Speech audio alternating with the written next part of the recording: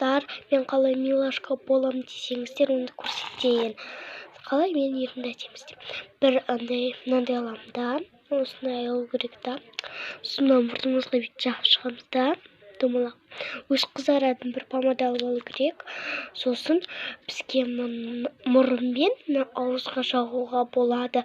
Бір помада болса, соны бірінші аласыз, сосын екінші осыны жақсаңыздар.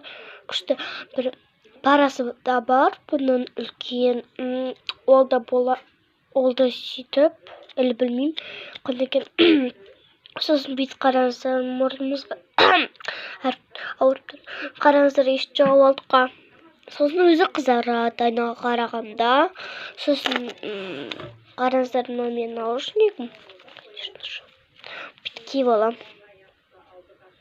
Өте салқындарға болады, құлақтар ауыратындарға болады, бәріне де болады.